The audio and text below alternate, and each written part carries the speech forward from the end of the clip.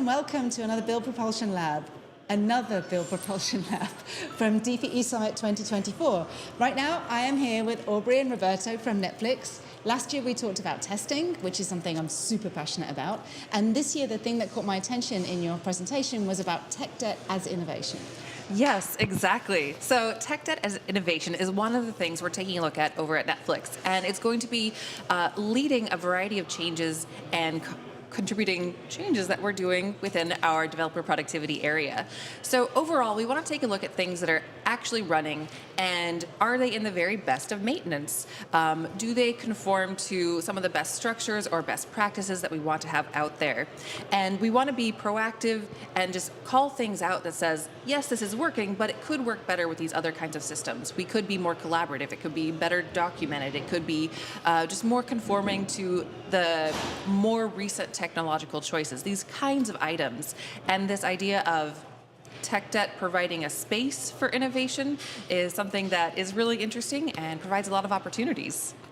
Roberto. Yeah, speaking of opportunities, engineers are always looking for ways to, expand their scope and provide more impact in a company, right? So what we're trying to do with tech as innovation, and before jumping into that, tech debt here is not a business decision, it's not a bug fix or anything like that. It's really those things that you could be doing better, like system architecture, how you deliver things security-wise. Like, if you think about it, big changes sometimes.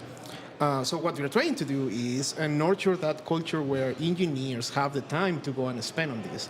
And by doing this, we started this by having leaders like directors, engineering managers, product managers, to start celebrating and recognizing these folks, not only within their team, but also you go to an engineering town hall where you're talking to the CTO, and she will recognize like, hey, this team has done this in the last 6 months. And even though it might not look like the shiny new tool, it's helping us a lot to continue moving the needle in this particular aspect. So it's really, really important for us because we want to deliver change, right? So the more tech that we have when it comes to system, platform tools, etc., it becomes more difficult for us platform engineers to deliver change to people and keep them up to date, because now we have a fragmented world of opinions, years over years. I think it was really interesting what you said about the cultural impact of tech debt, because tech debt is one of those things that originally the idea of tech debt was kind of phrased so that people would pay back that debt. It is a debt that needs to be paid. But I think where we are right now is people tend to think, oh God, tech debt. And like no one will ever allow us to do that because the system works and the features have been delivered and the bugs are there and I have to do other stuff. So I'm assuming there's a lot of cultural changes there around, like you said, celebrating, fixing tech debt, but also like reframing it in terms of it's not just something that, oh, I have to do this, otherwise I can't do that, but like the opportunities it can provide you if you address these sorts of tech debt things. Yes, that's correct. It's about creating that space, as Aubrey mentioned. Like this could be from allocating formal time into this to actually create a special days every quarter or so, just throwing some examples there, where people come together and start working on this. The reality is that because these are major system overhauls sometimes, these are things that engineers work for many quarters. And it's really hard for them to do it with a motivation if they don't get recognized, right? Because at the very end, they will also like to prove their value to the company, and this is a great way to continue creating that. It's not only about how much you get paid. It's also about how much you grow as an engineer. What are the kind of decisions you can make, etc. Yeah.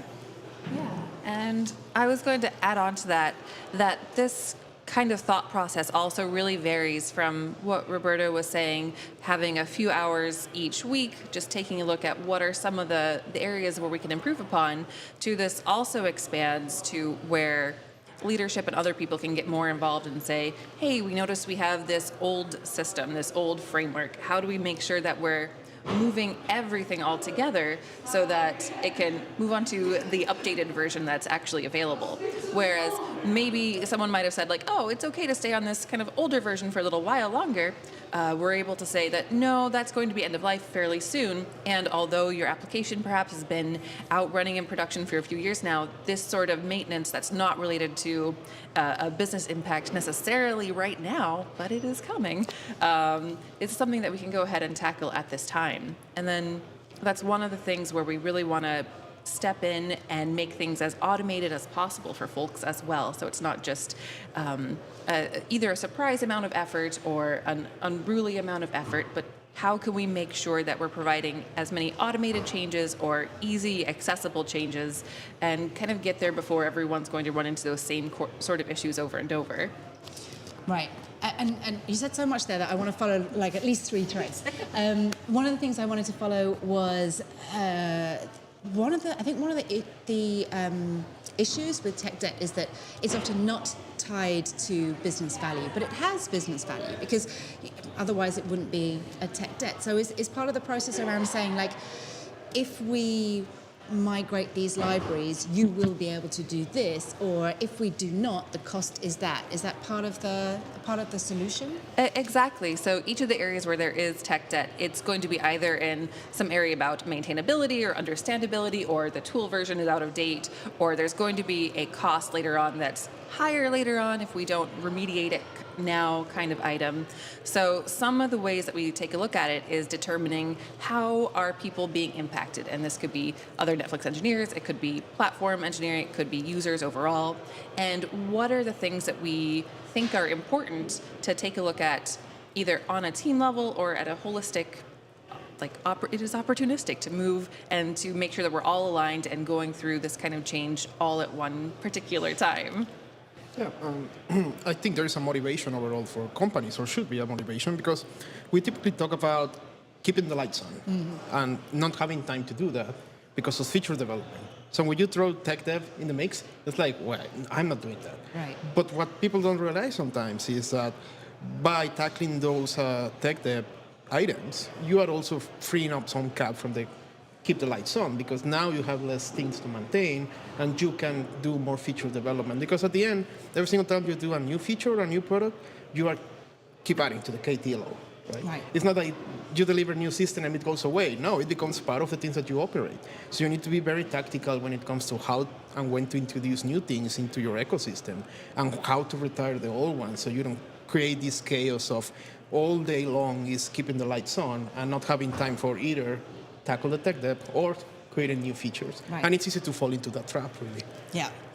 And so you were talking a bit about, a lot about automation and how automation can help us with this. Is this because like a lot of the tech debt that you're talking about is things like migrations and migrations, improvements and upgrades. So how does automation help you with tackling some of this tech debt? Good question. I believe that every platform team has some interest to be able to move people, to help them go from A to B. And when people don't tackle the tech debt, you need to move them from A to B and probably from B to C and from C to D at the same time. So it becomes more complex to continue moving forward, moving the needle, as people say, as a platform team. So if we can get people more engaged and to be proactive with this, it's less things to maintain. To give you a concrete example of what we do, for example, Aubrey and myself in the JVM ecosystem team, sometimes we have to deal with very old versions of a build tool. And that's really tech debt from that side, but also KTLO for all the parties, right? If we get rid of that, well, they get better machinery, they get automated changes, and we are happy, right? I would say as well, there's a contract that we like to share with folks that it might come across as either an unwritten contract, but we very much would like it to be a written sort of one, that as we're providing updates to someone's build, someone's infrastructure, someone's code in whatever sort of platform update is needed, then we need to be able to have a good signal to determine, is this something that's going to go well inside of this repository overall? Is it going to make sure that your application still keeps running? And this is something that we want to make sure we're taking a look at whatever validation steps people already have for their specific project.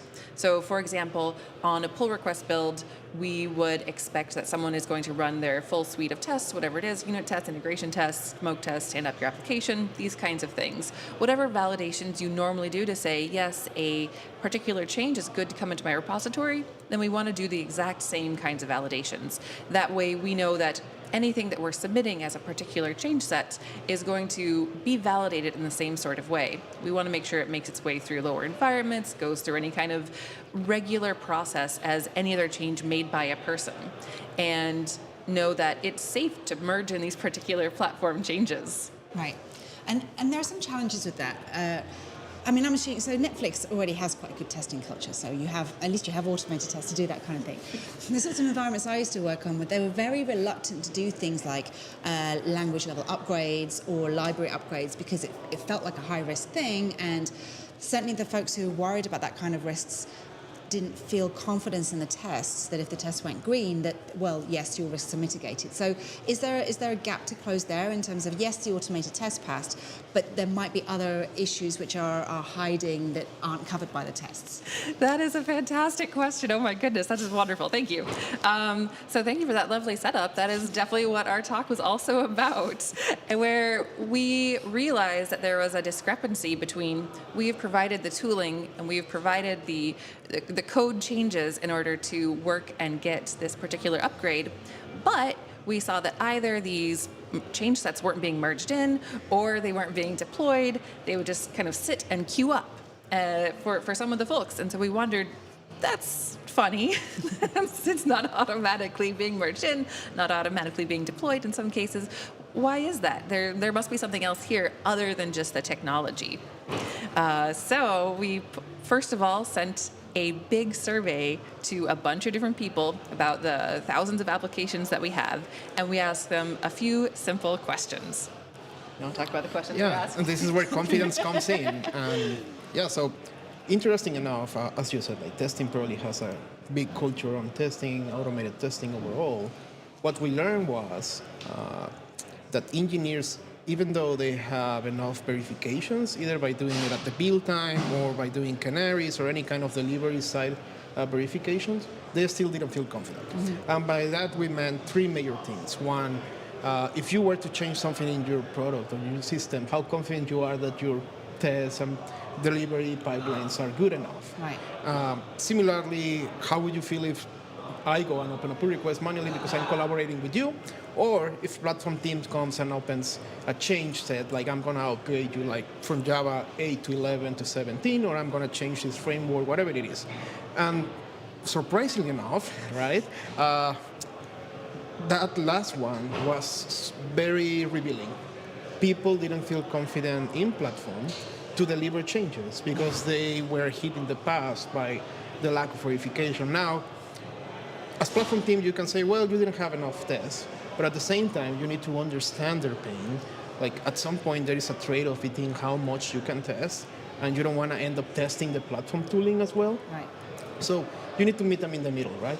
So that's why we started like digging deeper into this particular aspect and understand why people felt confident. And as Aubrey said, we continue digging by creating engineering requirements. So we launched this virtual team of 23 plus engineers from across the company. All kind of skill sets, backgrounds, engineering levels. Like it wasn't like, oh, this is the super exclusive club. It was more like engineers passionate about this topic and how they think it's important to move the culture of Netflix. And we all came up with these ideas like, well, we are missing, for example, static code analysis. Okay, we don't have any opinion on that. Should we do it? Well, we don't have data, so what can we do? Go and talk to people again. So we went and did like guided service, which basically we sat down with the customers or engineers that felt very bad about receiving changes. And through many hours, we were just like asking these questions back and forth, navigating the complexity of the software and understanding the gaps in the tooling that we provide already. And once we got an idea of that, we asked them, if we were to deliver this, how would you feel? And the answer was, good. Okay, if I had this, I would probably be okay with your platform delivering change, and my team will feel more confident trusting you in the future when it comes to taking me from A to B. Right. Yeah, and after we were able to have those follow-up to guided interviews, initially things started with asking every team who has an application, how do you feel about these areas? And then we chatted with 35 plus application teams at Netflix. And when I say we, I mean us and these 23 other people and many, many more people who are not part of the primary crew working on this. But we determined that these engineering requirements that we came up with, they actually do fit what people are really looking for. They said that they think they're going to feel more confident about accepting these kinds of changes. And we decided these are great areas where we can invest in. And from then, we've started to do so. And some of the really interesting parts are what people are most excited about, first of all.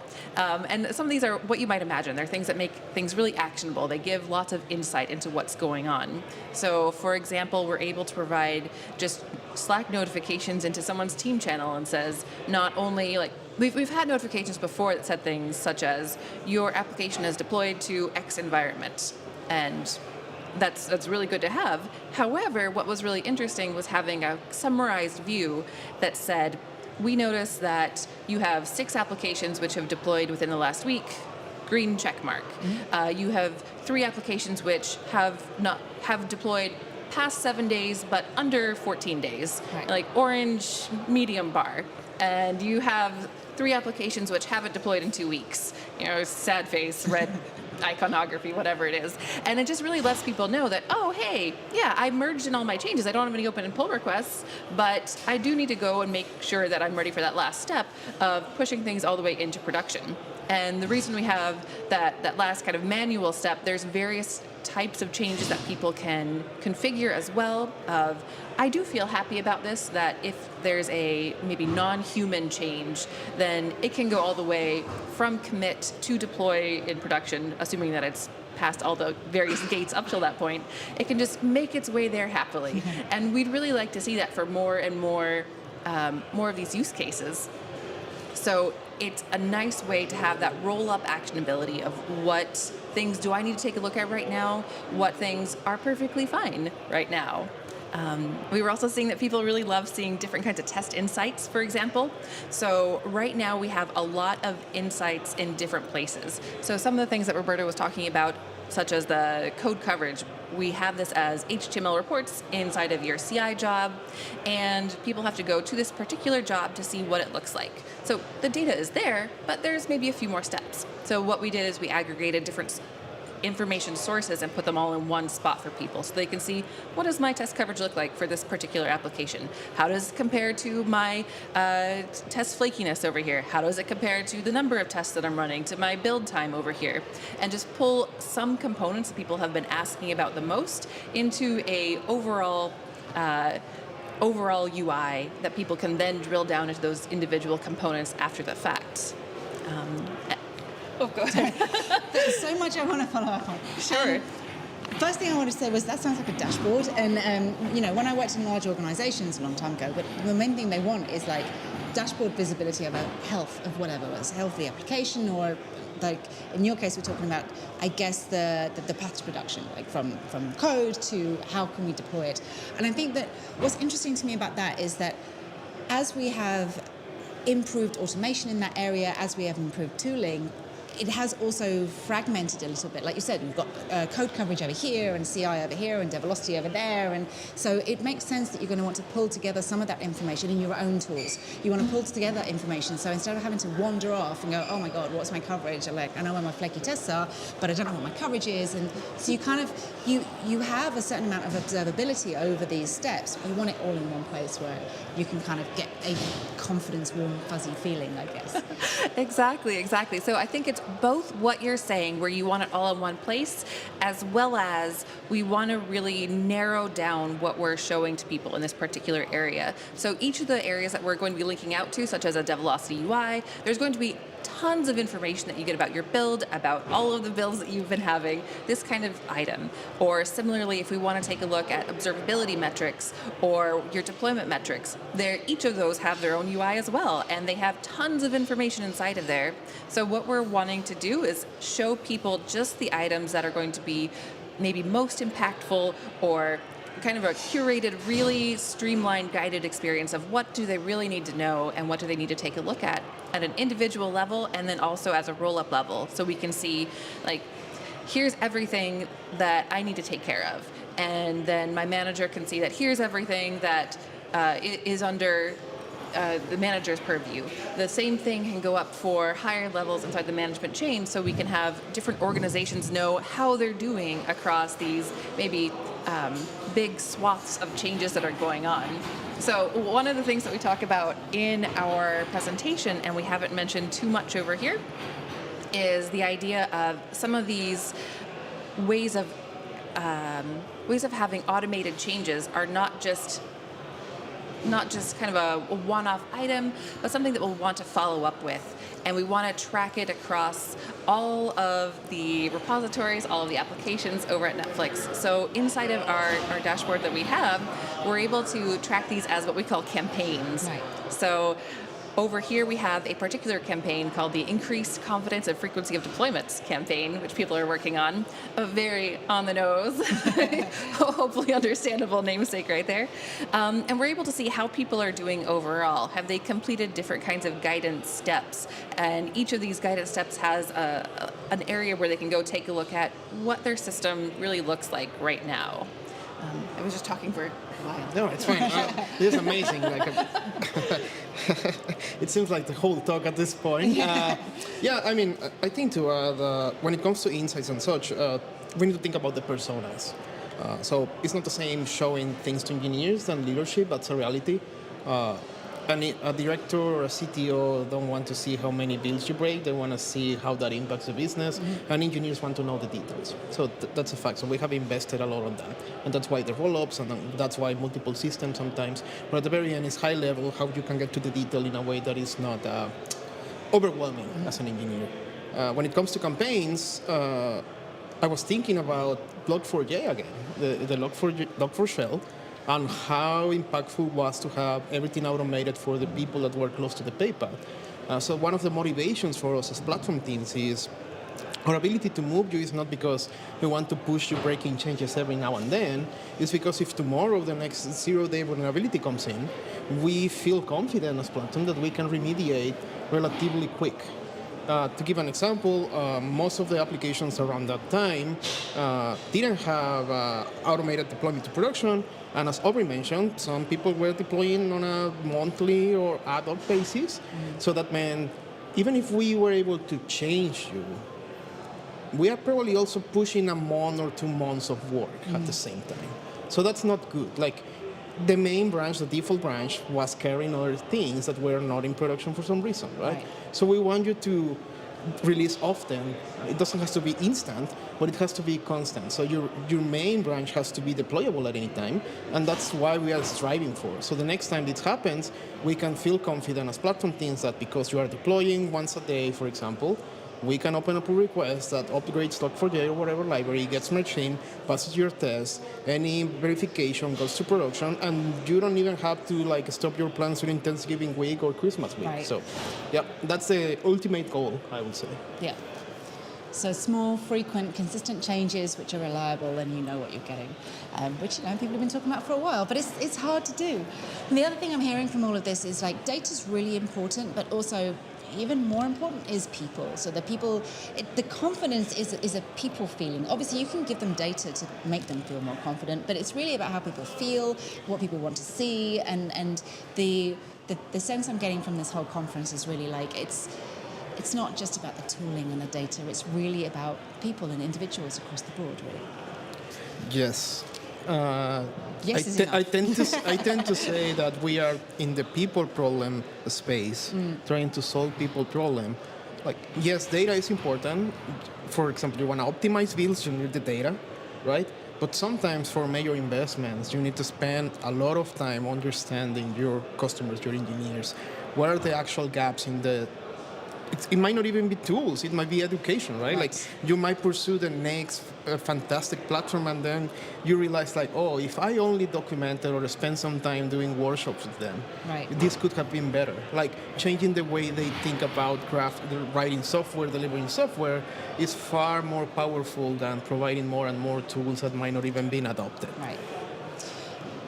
Yeah, and I think I might want to add on to that as well that, yes, it very much is about people and it's about culture and it's about making sure that we're consistently going to be just tackling away at the tech debt, which is how this kind of effort had started, and then also making sure that it's going to be something that we're consistently doing overall, that it has to be a culture shift as well, that even though we have these various validations in place, they need to keep growing with the actual production code itself. And whatever changes are coming either from platform teams or neighboring team or just someone who's recently on your project or someone who has been on your project for a long time, there's going to be changes that go into this code base that are really going to benefit from having a great validation story and making sure that you have small changes going in so you can really help pinpoint if something does go wrong at that point. Yeah. I would love to keep talking to you, but I have to wrap this up because I have to get back on stage in a minute. But this has been an absolute pleasure, and thank you so much for coming to DPE Summit again and sharing your stories from Netflix, because we always learn so